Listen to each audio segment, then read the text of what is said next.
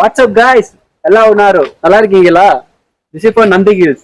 Okay, you can subscribe for YouTube Traveling Abhi. Don't forget that.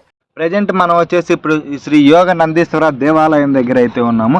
ఈ ఆలయం వచ్చేసి 11వ శతాబ్దంలో చోళ రాజుల్లో రాజరాజేంద్ర చోళ ఆయన అయితే ఈ ఆలయాన్ని నిర్మించారు. తర్వాత 14వ శతాబ్దంలో విజయనగర రాజవంశస్థుల్లో శ్రీకృష్ణ దేవరాయలు అయితే ఈ ఆలయాన్ని ఇంకొంచెం ఇంప్రూవ్మెంట్ చేశారు.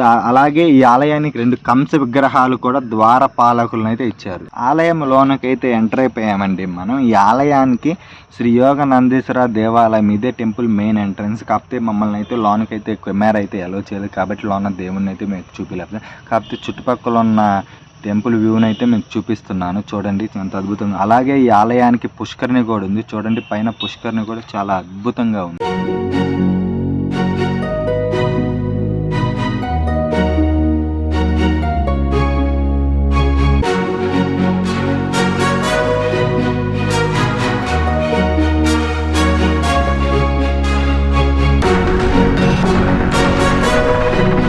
ఇదైతే టెంపుల్ బ్యాక్ సైడ్ చూడండి ఎంత అద్భుతంగా ఉంది బొమ్మలు. ఇదైతే టెంపుల్ బయటకి అయితే మనం వెళ్తున్నాం. బయటికి చూడండి, మేము బయటికి రాగానే ఇదైతే ఏదో జంతువు అయితే ఇక్కడైతే చెక్కి ఉన్నారు. కాబట్టి నాకైతే ఏం తెలియదు. మీకు ఏమైనా తెలుసుంటే దీన్ని కామెంట్ చేయండి. ప్రజెంట్ మనం వచ్చేసి ఫారెస్ట్ హౌస్లో అయితే ఉన్నాం. దీన్నే ఒకప్పుడు బ్యాంబూ హౌస్ అని కూడా పిలిచేవాళ్ళు. పదండి ఒకసారి పైకి వెళ్ళి ఎలా ఉందో వ్యూ అయితే ఎలా ఉందో చూద్దాం. మొత్తానికి పైకి అయితే వచ్చేసాను. చూడండి ఇక్కడ నుండి అయితే వ్యూ అయితే చాలా అద్భుతంగా కానొస్తుంది. ఇక్కడ నుండి చూస్తే మొత్తం హిల్స్, ఆ ఫారెస్ట్ అదంతా చాలా అద్భుతంగా కానొస్తుంది. ఇప్పుడు వచ్చేసి నేను మీకు అసలైన అద్భుతమైన వ్యూ అనేది అయితే ఏదైతే అదైతే చూపిస్తాను. పదండి. ఇదిగో చూడండి ఇక్కడైతే మీకు కానొస్తుంది కదా. ఇదైతే మనం 1450 అడుగుల ఎత్తులో అయితే ఉన్నాము. చూడండి అక్కడ మీకు తెల్లగా కానొస్తుంది కదా, అదే వర్షం పడుతుంది. మనం ఇప్పుడు కింద నుండి చూడటమే కానీ ఇదిగో పైనుండి అయితే మీకు వర్షం, అదిగో మేఘం అక్కడ ఆగింది, వర్షం అయితే పడతా ఉంది. చూడండి ఎంత అద్భుతంగా ఉందో ఇక్కడ నుండి చూడొచ్చు.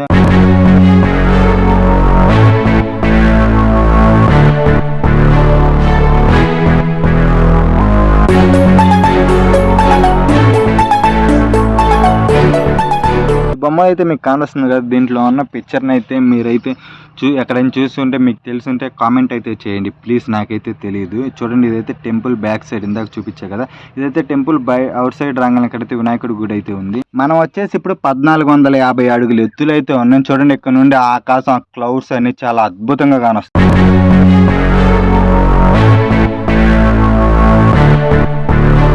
ప్రజెంట్ మనం ఇప్పుడు వచ్చేసి నెహ్రూ నిలయం దగ్గర అయితే ఉన్నాము.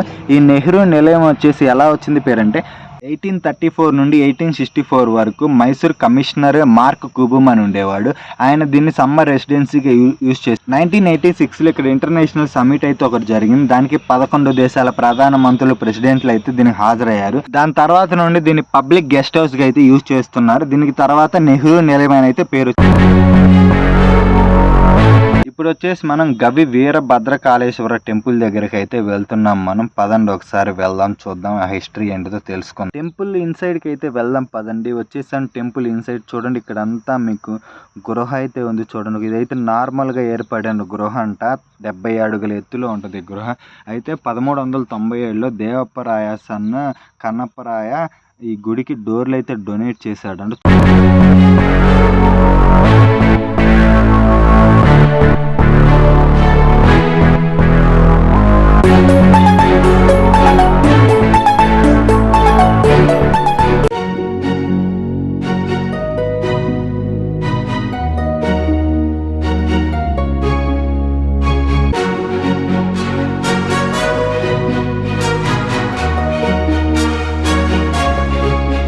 ఫైనల్లీ ఇంకా పార్కింగ్ దగ్గరికి అయితే వచ్చేసాం. మనం ఇంకా కిందకి వెళ్ళిపోదాం. ఈ వీడియో మీ అందరికీ నచ్చింది అనుకుంటున్నాను. మర్చిపోకుండా కామెంట్ చేయండి, లైక్ చేయండి. అలాగే ఎవరైనా సబ్స్క్రైబ్ చేసుకోవాలంటే సబ్స్క్రైబ్ చేసుకోండి.